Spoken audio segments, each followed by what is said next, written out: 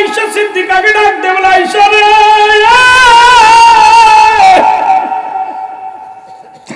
আমি কান্না ধরে রাখতে পারি নাই রে আয়েশা, শোনো,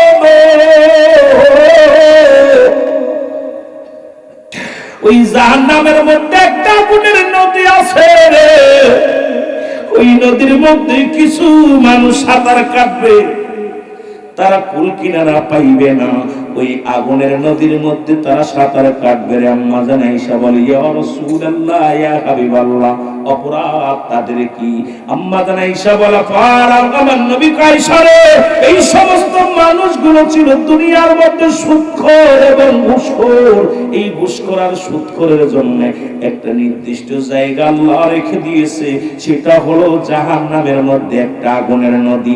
আজকে আমার দেশে সুদখোর আর ঘুষখোর যে আন্দাজ বেড়েছে, প্রতিটা বাড়ির মধ্যে সুদখোর, আর প্রতিটা ঘরের মধ্যে সুদখোর, জিনাখোর, ব্যভিচারখোর। আমার যুবক বন্ধুরা শুনে নাও, শুনে নাও।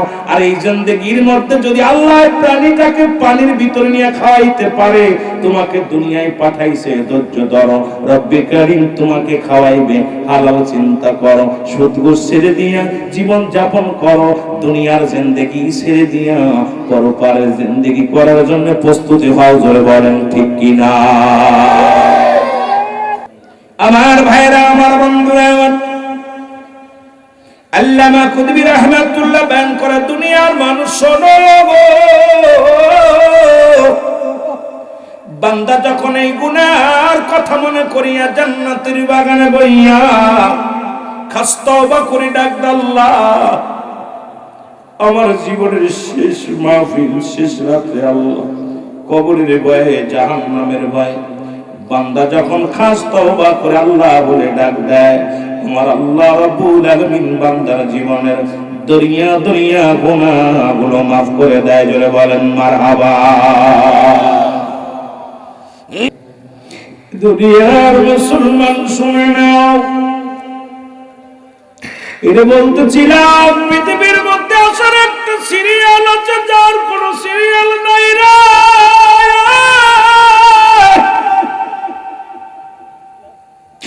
বাবার কাঁধে সন্তানের লাশ, সন্তানের কাঁধে বাবার লাশ, এই দাদার কাঁধে নাতির লাশ, নাতির কাঁধে দাদার লাশ। এই লাশ বহনকারী ব্যক্তি জানে সন্তানের লাশ কত ভারী। আজকে কবর কবরস্থানের বাসীদের জন্য দুয়ার মাহফিল, কে বা কার জন্য কান্দে? তিনটা জিনিস কাজে লাগে। নাম্বার 1 হলো নেকাম, নাম্বার 2 সদকায়ে জারিয়া, নাম্বার 3 নেককার সন্তান। আজকে এমন সন্তান রেখে গেছি, আমি মনে করি এলাকাবাসী বড় ধন্য। এলাকার সুসন্তান আজকে যুব সমাজ, তারা কমিটি করে গ্রামবাসীদের জন্য দোয়ার আয়োজন করেছে, কে বা কার জন্য কান্দে?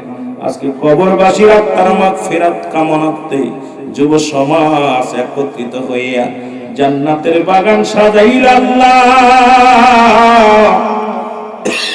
এই মহল্লায় যত কবরবাসী শুয়ে আছে, আল্লাহ সবার কবরে আযাব তুমি মাফ করে দিও। আল্লাহ, যে সন্তান তার বাবার লাশটা কবরে শোয়া দিছে, যে বাবা তার সন্তানের লাশ কবরে শোয়াইছে, স্বামী তার বিবির লাশটা শোয়া দিছে, আল্লাহ আজকের মাহফিলের খাতিরে এলাকার যত কবরবাসী আছে সবাইকে তুমি মাফ করে দিও।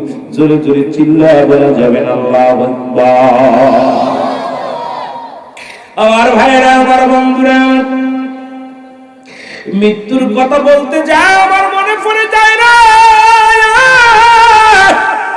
আল্লামা মুফতি আমজাদ আলী সাহেব একটা কিতাব লিখলো, কিতাবের নাম্বার শরিয়া। এই কিতাবের মধ্যে লিখতে যা বললেন, দুনিয়ার মানুষ শুনে নাও, মানুষ যখন সাধারণ মৃত্যুবরণ করে 70টা তাজা উটের গায়ের চামড়া জবাই না করিয়া উল্টো দিকে টান দিয়া লবণ আর মরিচ লাগা দিলে যতটুকু যন্ত্রণা হয়, এর চাইতে 70 গুণ যন্ত্রণা হলো একটা সাধারণ মৃত্যু। এখন যারা মরণকালে পায়খানা করে দেয়, কত মানুষের জানাজা পড়াইলাম, কত মানুষের দাফন করাইলাম রে, কত মানুষের কাফন পরাইলাম। দেখি ওই মৃত্যুর সময় মায়ের তো মুসলমান পায়খানা প্রস্রাব করে দিছে। ওরে মুসলমান, মরণের সময় কত মানুষের চোখ দুটি বড় বড় হয়ে যায়, মরণের সময় কত মানুষের জিহ্বাটা বাইর হয়ে যায়, একটা অঙ্গ পড়ে যায়, তাদের কত কষ্ট হয়, মৃত্যু কত কষ্ট রে মুসলমান। এখান থেকে পালানোর কোনো পথ নাই, বাঁচার কোনো পথ নাই। দুনিয়ার সব রোগের ওষুধ বাইর হলো, এই মরণ রোগের কোনো ওষুধ নাই। মরণের খেয়াল পাক করতে হবে, এর মধ্যে কোনো সন্দেহ নাই। যারা বলেন ঠিক কিনা? এর মুসলমান, তুমি কার জন্য তুমি সুদ খাও, কার জন্য তুমি ঘুষ খাও, কার জন্য তুমি ব্যভিচার করো, কার জন্য দুনিয়ার মানুষের সম্পদ লুইটা লাও গো? আল্লাহ কয় কুল্লু মান আলাইহা ফান। জোরে জোরে চিল্লায় বলো আল্লাহু আকবার। আল্লাহ কয় বান্দা, এই জমিনটা আমি চূর্ণ বিচ্ছিন্ন করে দিব, কুল্লু মান আলাইহা ফান, সব শেষ করে দিবে কে? জোরে বলেন কে? আরো জোরে বলেন কে? আল্লাহ কয় বান্দা, এই জমিনটা আমি রাখবো না, এই জমিনের মধ্যে যা কিছু আছে সব আমি চূর্ণ বিচ্ছিন্ন করে দিব, এই জমিনটা পুড়ে আমি তামা বানায় দিব। কত মানুষের জমি ফাঁকি দিলাম, লাঙ্গল চষ্টে যাইয়া হাতাল ঠেলে ঠেলে জমি বাড়াইলাম, রাস্তা কেটে কেটে জমি বাড়াইলাম, কত বোনের সম্পদ ফাঁকি দিলাম।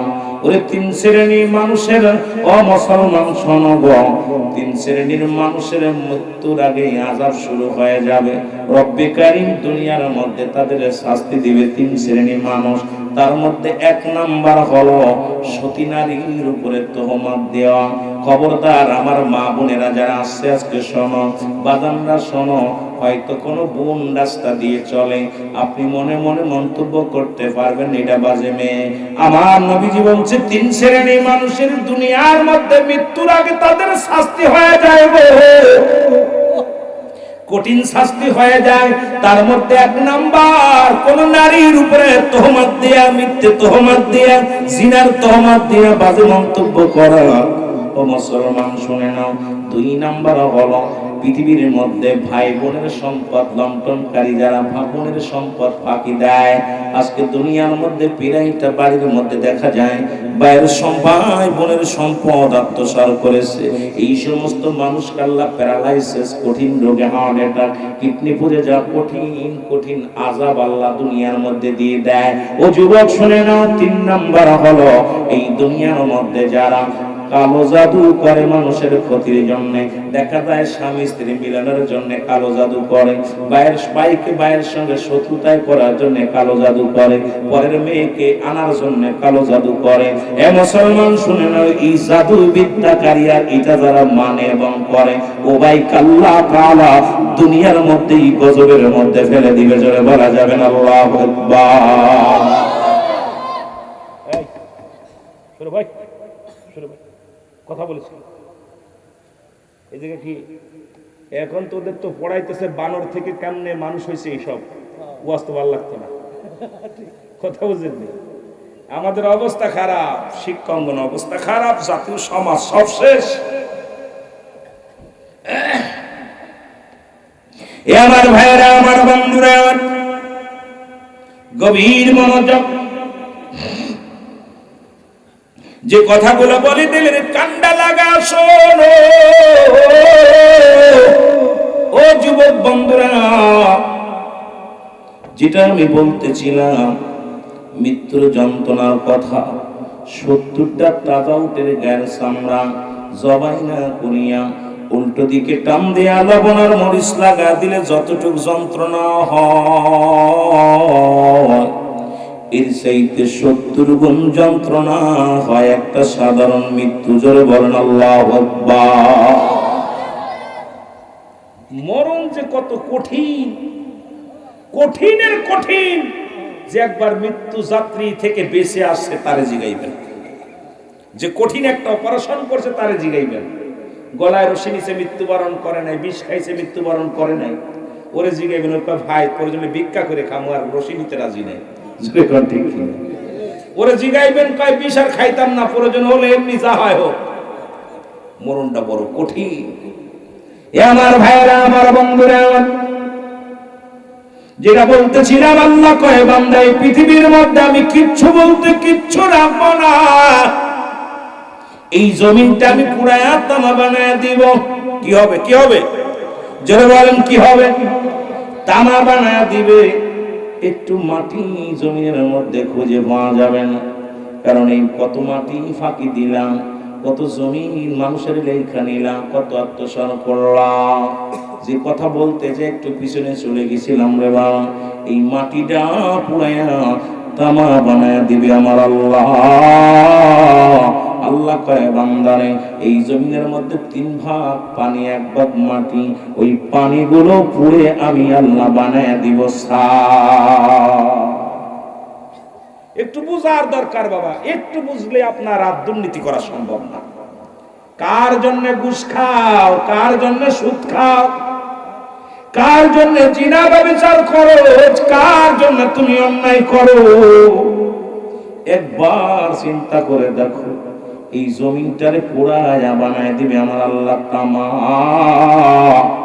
যে জমিনের জন্য মাথা ফাটাইলাম, ফেসবুক খুললেই দেখা যায় জমি জমা নিয়ে মারামারি করে হট্টগোল করিয়া একবার আর একবার মাথা বাড়ি মেরে মেরে ফেলতেছে, বাবাকে কেটে টুকরা টুকরা করে ফেলেছে, মাকে মারিয়া মুসলমান ফ্রিজে লাগায় রাখছে, কত সন্তান তার বাবাকে মারিয়া ঘর থেকে বাইর করে দিছে, কত সন্তানের অত্যাচারে বাবা পথে পথে ভিখারি হয়ে ঘুরছে। আল্লাহ আল্লাহ, ও ভাইরা, আমার বন্ধুরা, আমি যে কথাগুলো বলি দিলের কান্ডা লাগা শোনো।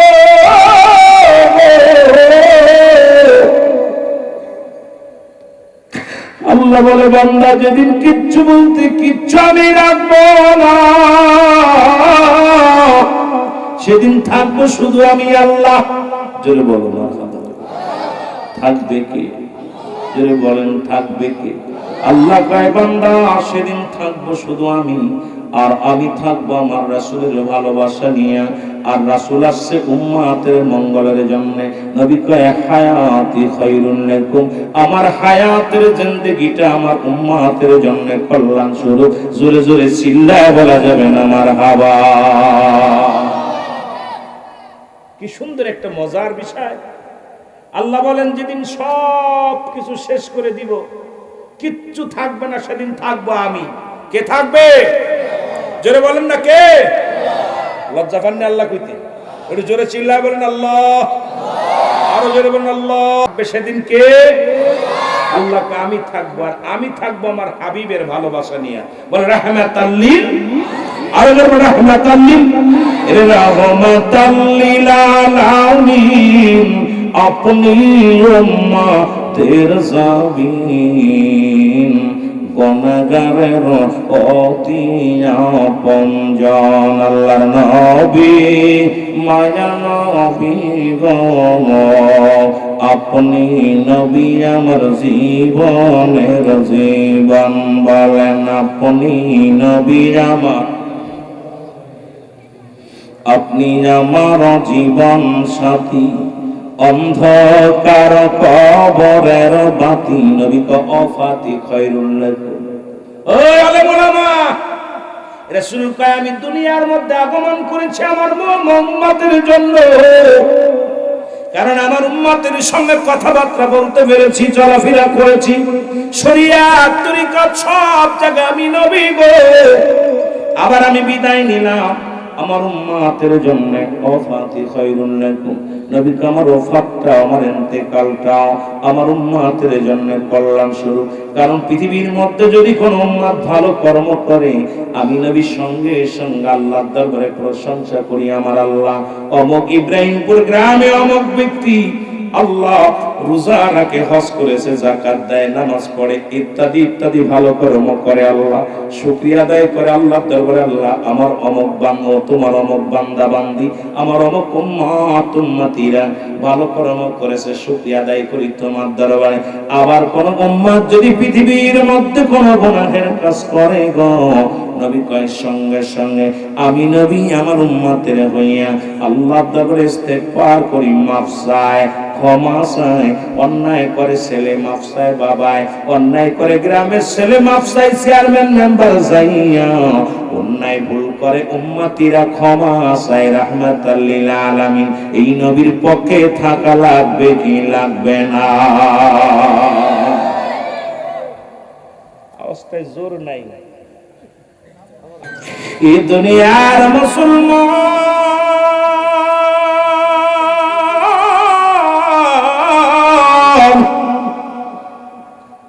আমি মৃত্যুর কথা বলতেছিলাম গো। স্রষ্টার মৃত্যু নাই, সৃষ্টির মৃত্যু আছে রে, যেটা বলেন ঠিক কিনা? স্রষ্টার মৃত্যু না, সৃষ্টির মৃত্যু আছে। ফিরাউন নমরুদ কারণ যারা খোদাই দাবি করেছিল পৃথিবীর মধ্যে নাই, তারা বিদায় হয়ে গেছে। পৃথিবীর মধ্যে 4 জন প্রতাপশালী বাদশা ছিল, তারাও বিদায় হয়ে গেছে। মুসলমানদের মধ্যে 2 জন আল্লাহ সারা পৃথিবীর খলিফা বানানো হলো, সারা পৃথিবীর শাসক তাদের বানাই দেওয়া হলো। মুসলমানদের মধ্যে একজনের নাম হলো নবী সুলাইমান। ও যুবকেরা, দিলের কান্ডা লাগা শোনো গো, আল্লাহ তাকে একটা মুজিজার চেয়ার দান করেছিল, যার মধ্যে বসিয়া যখন যাইতে বলতো, মুসলমান পেট্রোল লাগতো না, হওয়া লাগতো না, ডিজেল লাগতো না, সারা পৃথিবী ঘুরিয়া ঘুরিয়া দেখত এই ক্ষমতার মালিক কে গো। এ মুসলমান শুনে নাও, সুলাইমান পয়গম্বর যুবক শোনো গো, উনি একদিন এই চেয়ার দিয়া ঘুরিয়ে একটা সাগরের পাশে দাঁড়াইল। ওই সাগরের পাশে দাঁড়াইয়া দেখে একটা ব্যাঙ, আবার কোন দিকে চলে যায়, বড় বিপদ। মৃত্যুর ওয়াজ করতে যাইয়া হঠাৎ করে চলে যাচ্ছি কোন দিকে রে বাবা, এত ওয়াজ বেড়ে গেলে তো বিপদ। সুলাইমান পয়গম্বর দাঁড়ায় আছে গো, দেখে একটা মুসলমান শুনে নাও কি, সুলাইমান পয়গম্বর দেখে একটা পিপিলিকা। এই পিপিলিকাটা একটা মুখের মধ্যে একটা দানা নিয়ে, শস্য নিয়ে গুটি গুটি পায়ে সাগরের দিকে রওনা হয়ে গেছে। পয়গম্বর সুলাইমান চিন্তা করে, হারে মনে হয় পিপাসায় কাতর হয়েছে পিপিলিকাটা, এর পানি খাইতে যায় সাগরে। আরে কি পাগল পোকাটা, কারণ সাগরের ঢেউ একবারে চলে যাবে ভেসে। তবু দাঁড়ায় দাঁড়ায় দেখতে লাগলেন, সাগরের কর্নারে যায় পিপিলিকা দাঁড়াইলেন, সাগর থেকে একটা ব্যাঙ উঠলেন। এবার হা করে মুসলমান হা করলেন, সঙ্গে সঙ্গে পিপিলিকাটা তার গালের মধ্যে ঢুকে গেল, ব্যাঙটা সাগরের মধ্যে ডুব দিল। সুলাইমান পয়গম্বর বড় আশ্চর্য হয়ে দেখতে লাগলো, আল্লাহ এ কি দেখাইলা, কেন সাগরে পানি খাইতে আসলো? মনে হয় ওই পিপিলিকাটা। ব্যাঙ সাগরে কই থেকে আসলো? ব্যাঙটা তাকে খেয়ে ফেললো রে আল্লাহ।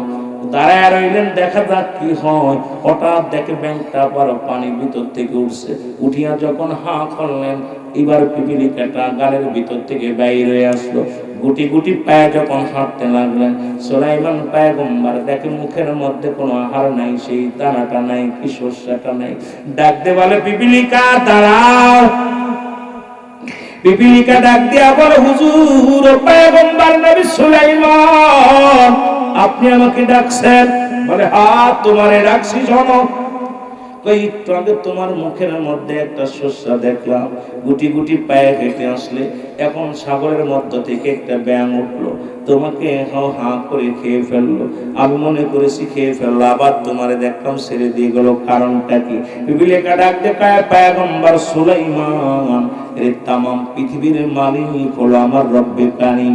ওই সাগরের মধ্যে একটা পাথরের মধ্যে আটকা পড়ে গেছে একটা প্রাণী, ওই প্রাণীটাকে খাওয়ানোর জন্য রব্বুল আলামিন আমাকে এবং ব্যাংকে দায়িত্ব দিছে রে।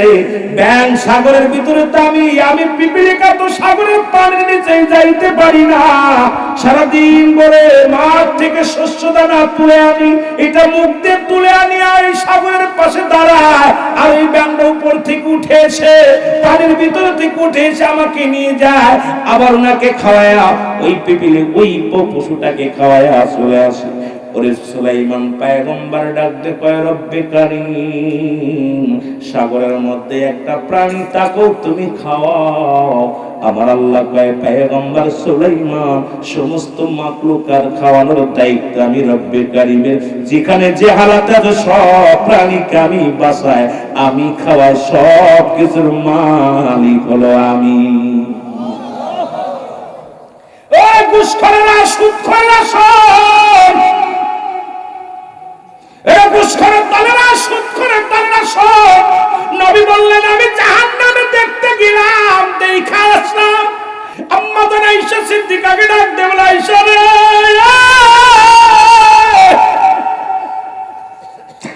আমি কান্না ধরে রাখতে পারি নাই রে আয়েশা, শোনো।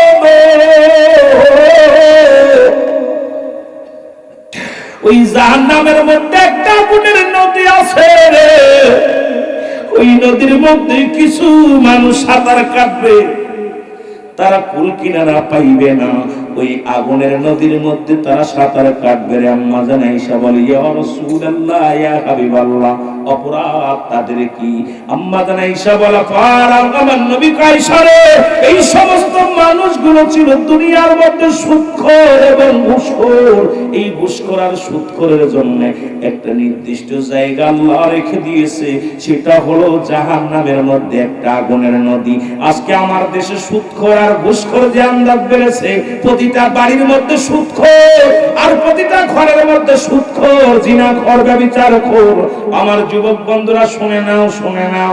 আর এই জিন্দেগির মধ্যে যদি আল্লাহ প্রাণীটাকে পানির ভিতরে নিয়ে খাওয়াইতে পারে, তোমাকে দুনিয়ায় পাঠাইছে, ধৈর্য ধরো, রব্বে কারীম তোমাকে খাওয়াইবে। হালাল চিন্তা করো, সুদ ঘুষ ছেড়ে দিয়া জীবন যাপন করো, দুনিয়ার জিন্দেগি ছেড়ে দিয়া পরপারের জিন্দেগি করার জন্য প্রস্তুতি হও। জোরে বলেন ঠিক কিনা?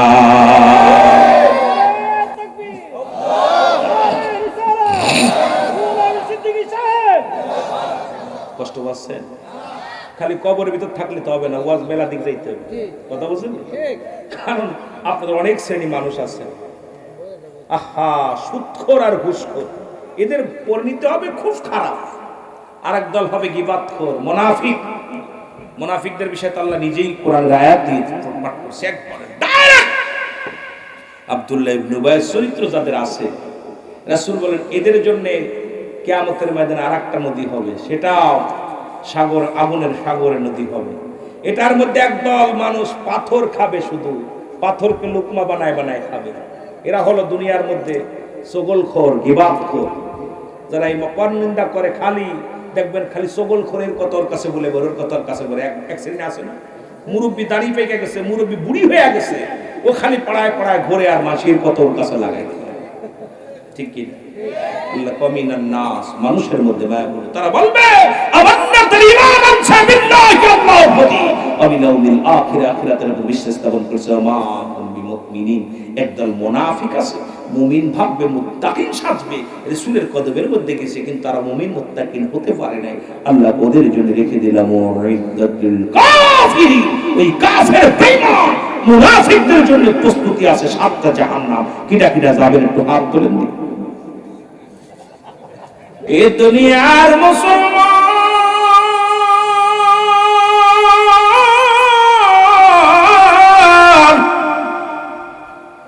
একজন পয়গম্বর দুনিয়ার মধ্যে এখনো জান্নাতে জীবিত অবস্থা আছে গো।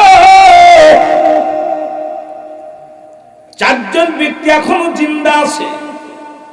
তাদের মধ্যে একজন হলো পাহাড়ের দায়িত্ব আছে, নামটা জানা আছে। পাহাড়ের দায়িত্ব কোন নবীর উপরে দিছে? পাহাড়ের দায়িত্ব দিছে রব্বি কারীম। সেই মানুষটার নাম হলো, মুসলমান শোনো শোনো, নাম হলো হযরত ইলিয়াস আলাইহিস সালাম। একজন পানির দায়িত্ব আছে, তার নাম হলো হযরত খিজির আলাইহিস সালাম। উনি একজন জান্নাতের মধ্যে এখনো জীবিত আছে, তার নাম হলো হযরত ইদ্রিস আলাইহিস সালাম। আর একজন নবীর উম্মত হইয়া দুনিয়ার মধ্যে আগমন করবে, তার নামটা তো সবার জানা উচিত। আখের নবীর উম্মত হইয়া দুনিয়ার মধ্যে আগমন করবে, নামটা জানা আছে? মারহাবা, জোরে বলেন না কি নাম? হযরত ঈসা আলাইহিস সালাম। জোরে বলা যাবে না মারহাবা? হযরত ইদ্রিস আলাইহিস সালাম জান্নাতের মধ্যে আছে গো। উনাকে মৃত্যু হলো, আবার তাকে জীবিত করা হলো, জান্নাত জাহান্নাম দেখানো হলো। উনি এখনো জান্নাতের মধ্যে জীবিত অবস্থায় আছে। ওনাকে ডাকতে বলেন, আমার আল্লাহ ডাকতে বলে, ইদ্রিস তুমি জান্নাত পেয়ে কি হ্যাপি, খুশি হয়েছো? বলে, রব্বে কারীম তোমার জান্নাত পেয়ে অতুলনীয় খুশি হয়েছি গো, তবে তোমার আজরাইল বুঝি আমার সাথে ভালো ব্যবহার করে নাই। আবার আল্লাহ ডাকতে বলে, আজরাইল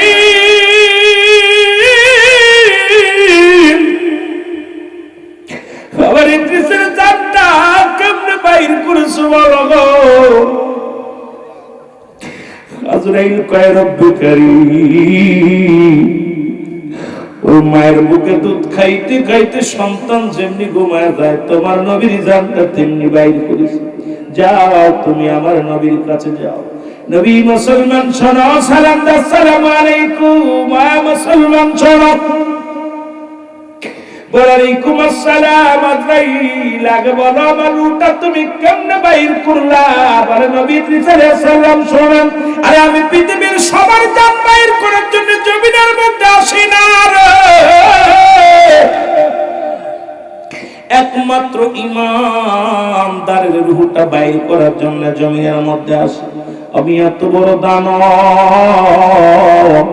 আমার ডান দিকে মাথা, ডান দিকে চোখ, বাম দিকে চোখ, সামনে চোখ, পিছনে চোখ, উপরে চোখ, নিচেই চোখ। আমি আজরাইল এত বড় দানব, সারা পৃথিবীর পানি যদি আমার মাথায় ঢেলে দেয়া হয়, আমি আজরাইলের গায়ে একটু পানি জমিনের মধ্যে পড়বে না, কারণ জমিনের মধ্যে থাকে আমার পা, মাথা থাকে মুসলমান আসমানে। আমি এত বড় দানব। এ আল্লাহ নবী, আমি সবার জানটা বাইর করার জন্য জমিনে আসি না। ইদ্রিস আলাইহিস সালাম বলে, আজরাইল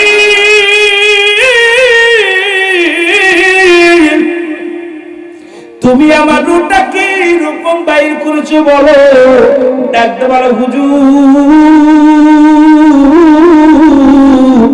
ও হুজুর শোনেন গো, মায়ের বুকে দুধ খাইতে খাইতে সন্তান যেমনি ঘুমায়া যায়, তদ্রূপ আমার আপনার রূহটা বাইর করেছে, শুধু মাথার উপরে হাতটা রেখেছিলাম, কোনো কষ্ট দিই নাই। ইদ্রিস আলাইহিস সালাম একটা চিৎকার দিয়ে বলে, আজরাইল এই মৃত্যু যদি এত কঠিন হয় রে, এই মৃত্যু যদি এত কঠিন হয়, তাহলে কঠিন মৃত্যুটা কত কঠিন জোরে জোরে চিল্লায় বলা যাবে না আল্লাহু আকবার। আর একটু জোরে জোরে চিল্লায় বলা যাবে না আল্লাহু আকবার। এখন যারা মৃত্যুকালে পায়খানা করে দেয়, মৃত্যুকালে যারা প্রস্রাব করে দেয়, একটাঙ্গ পড়ে যায়, ওই মৃত্যুর সময় যারা কাছে থাকেন মুসলমান, দেখছেন আপনজনদের মৃত্যু যারা দেখছেন কত কষ্ট হয়। ও রব্বি কারীম আমাদের মৃত্যুটা তুমি সহজ করে দিও।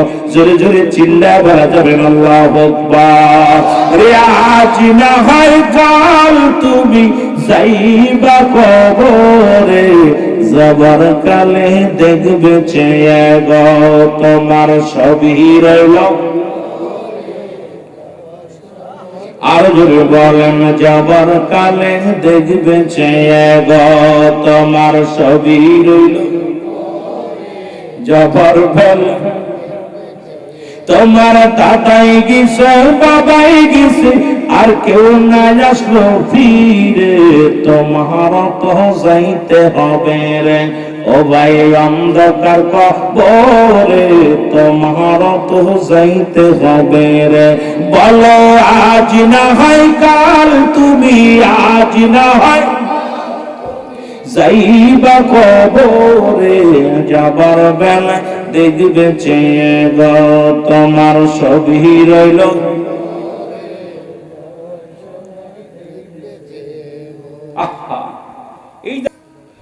ওই কমন্তর ভিতর উপরে থাকলে সময় চলে যাবে গো। ও যুবক বন্ধুরা শোনো, ওই চারজন ব্যক্তি প্রতাপশালী বাদশার কথা বলতে যাইয়া মনে আসেনি, আমি কিন্তু ভুলি না, আপনারা ভুলে গেল। তারাও মরণ মৃত্যুর পেয়ালা পান করা লাগছে, কবরের ভিতর ফিরে ঢুকে যাচ্ছিলাম রে বাবা। এদের মধ্যে এক নাম্বার হলো বাদশা, কি নাম? সুলাইমান পয়গম্বর। আর এই পয়গম্বরের কথা বলতে যায় পেছনে চলে গেছিলাম একটু। দুই নাম্বার হলো বাদশা জুলকারনাইন। আল্লাহ তাকে পৃথিবীর মধ্যে এত লম্বা বানিয়েছিল, তার বডি খানা ছিল 48 হাত লম্বা। কত হাত? কথা বলেন না। আপনাদের নবীনগর আসেনি? মনে থাকলে থাকতে পারে। 2 হাত 3 হাত মানুষ, তাই আরে মস্তানি। যদি একটু দেখতে শুনতে লম্বা হয়, ছোট মানুষটার মাটক মনে করে না। লম্বা ছিল 48 হাত লম্বা। বাদশা জুলকারনাইন আল্লাহ একটা মুজিজার ঘোড়া দান করেছিল, যে ঘোড়াটা একটা কদম ফেললে 12,000 মাইল অতিক্রম করত।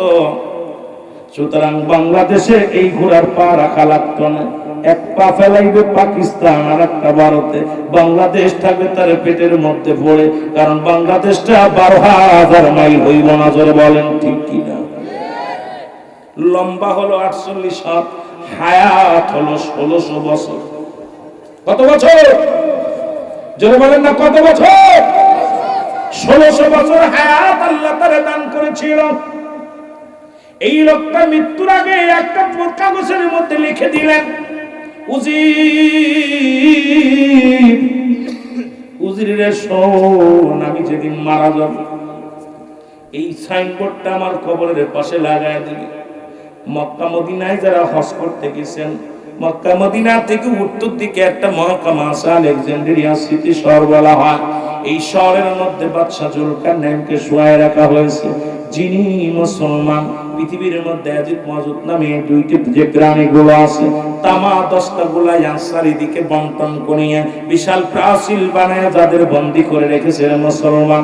ভালো করে শুনুন, অনেক লম্বা আলোচনা, এক একজনের কথা বলতে গেলে চলে আসে, বলা সম্ভব নয়, তবু একটু টাচতে যাই জন্য বোঝার জন্য। এই লোকটা 1600 বছর হায়াত পেয়েছে। কত বছর? 1600 বছর। এরপরে উনি লিখে গেলেন, দুনিয়ার মানুষ, আমার মতো কেউ ভুল করো না, দুনিয়ার জিন্দেগি সামান্য, আমি যে ভুল করেছি তোমরা সেই ভুল করো না। এই জীবনটা তোমরা রব্বে কারীমের ইবাদত বন্দেগীর মধ্যে কাটিয়ে দাও, জোরে বলেন মারহাবা। 1600 বছর বেঁচে থেকে বলতেছে আমার হায়াত সীমিত, আর এই সামান্য সময় আমি যে ভুল করেছি তোমরা এই ভুল করো না, তোমরা রব্বে কারীমের গোলামি করো। সুবহানাল্লাহ বলেন। এ মুসলমান, এরা দুজন কি মরছে না বেঁচে আছে? বেঁচে আছে। এরা দুজন কি মারা গিছে। এলাকার মধ্যে মুসলমান সব ইব্রাহিমপুরের জমিনের মধ্যে এমন লোক ছিল যাদের ভয় থরথর করে কাঁপতো। ওই নেতারে দাওয়াত না দিলে মাহফিল বন্ধ হয়ে যেত, ওই নেতার বক্তৃতা নিতে না দিলে পরে মুসলমান অফিস আদালত বন্ধ হয়ে যেত। আজকে তারা কবরে শুয়ে আছে, কবর উপরে কুত্তা শেলে পায়খানা করে, কবর থেকে খেদানোর মতো ক্ষমতা নাই। কবর উপরে দিয়ে গরু ছাগলে ঘাস খায়, খেদানোর মতো ক্ষমতা নাই। তোমার দড়ি কিন্তু শেষ। 80 বছর 40 বছরের নেতা, তোমার নেতা খেতা সব শেষ হয়ে যাবে, জোরে বলেন ঠিক কিনা? আমার ভাইরা, আমার কাফেরদের মধ্যে দুজন, একজনের নাম হলো ফিরাউন বা নমরুদ। যেহেতু ফিরাউন বললে বুঝায় মিশরের যিনি অধিবাসী হয়, মিশরের যিনি শাসক হয়, ওকেই তো ফিরাউন উপাধি দেওয়া হয়। ওই লোকটার মূল নাম ছিল নমরুদ। আল্লাহ তাকে দুনিয়ার মধ্যে অনেক ধন সম্পদ টাকা পয়সা দান করেছিল, তাম পৃথিবীর শাসক বানিয়ে দিয়েছিল। তারপরও দুনিয়ার মধ্যে খোদা দাবি করেছিল।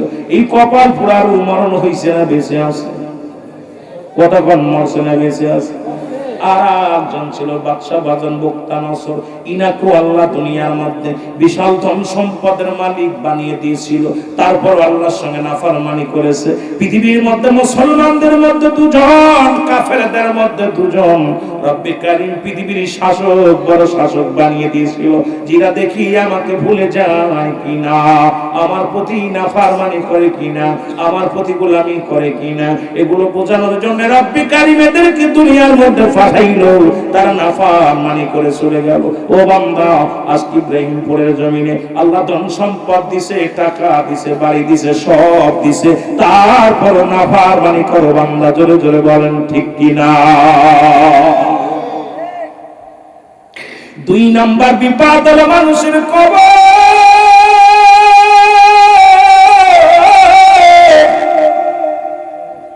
আর এই কবর বলতে বোঝায় মানুষের মৃত্যুর পর থেকে শুরু করে কিয়ামত পর্যন্ত জগৎটাকে বলা হয় কবরের জগৎ। বাবারে, আমরা মনে করি বাড়ির আশেপাশে ওই যে গোরস্থান, ওটাই বুঝি 3.5 হাত গর্ত করে রাখছে, ওটাই কবর। কবর বলতে আমরা যা বুঝাই, শোনো শোনো গো, যারা আগুনে পুড়ে মরে গেল তাদের কবর কোথায়? যাদের হাঙ্গর কুমিরে খাইলো তাদের কবর কোথায়? যাদের ভাগ বল্লকে খাইলো তাদের কবর কোথায়? কবর বলতে বোঝায় মানুষের মৃত্যুর পর থেকে শুরু করে কিয়ামত পর্যন্ত জগৎটাকে বলা হয় কবরের জগৎ। জোরে বলেন ঠিক কিনা? মৃত্যুর পর থেকে শুরু করে কিয়ামত পর্যন্ত জগৎটাকে বলা হয় কবরের জগৎ। মুসলমান, 2 নাম্বার বিপদ হলো মানুষের কবর। আর এই কবরে যেদিন শোয়া দিবে রে ও যুবক, কবরে যেদিন শোয়া দিবে, সর্বপ্রথম আপনার কবরে একজন ফেরেশতা আসবে, তার নাম হলো নোমান ফেরেশতা। কি নাম? বাবার এমন কারণে কি এত ফস করে আইতো না, একটু ধৈর্য ধরো। সেই ফেরেশতার নাম হলো নোমান ফেরেশতা। এর রব্বুল আলামিন তোমাকে রূহটা দিছে, এবার আজরাইল আলাইহিস সালাম তোমার রূহটা বাইর করেছে। মুসলমান কেরামন কাতিবিন দুজন ফেরেশতা রাখছে লেখার জন্য, আর একজন ফেরেশতা তোমার জমা দিবে তোমার আমলনামাটা। এই যে খাতা লেখা পড়া জমা চলে যায় মুসলমান, একজন মাস্টারের কাছে মাস্টার খাতা দেখে রে আপনার জিন্দেগিটা জমা আছে, দুজন লিখে রাখছে, যা এটা জমা দিবে এসে কবরে। সেই ফেরেশতার নাম হলো নোমান ফেরেশতা। জোরে জোরে চিল্লায় বলা যাবে না আল্লাহু আকবার। এর নোমান ফেরেশতা কবরে ঢুকিয়া ডাক দিবে মুসলমান, ডাকতে বলবে রুহুল আমিন সিদ্দিকী ওঠো গো, তোমার রূহটা আমি তোমার কাছে পৌঁছায় দিলাম। 2টা কাগজ থাকবে হাতের মধ্যে, একটা নেক আমল, একটা বদ আমল। ও বাবারা শোনো, উঠায় ডাকতে বলবে এই নাও, তোমার 80 বছরের জিন্দেগি কয় রাকাত নামাজ পড়েছো, কত ওয়াক্ত নামাজ তুমি আদায় করেছো, কত জায়গা দান খয়রাত করেছো, কত রোজা রাখছো, কতটা নামাজ পড়ছো, কতবার সালাম দিছো, কোনায় কোরআন শরীফ পড়ছো, কত কি ভালো কর্ম করেছো। বান্দা হাতের মধ্যে পায়া বড় হ্যাপি হয়ে যাবে, সুখী হবে, শান্তি পাবে, মনে করবে আরে আমার কত সুন্দর আমল নামা নিয়ে আইছে।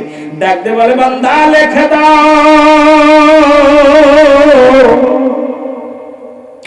ও বান্দা তোমার আমল নামাটা লিখে দাও। যার আমল নামা তার লেখা লাগবে গো।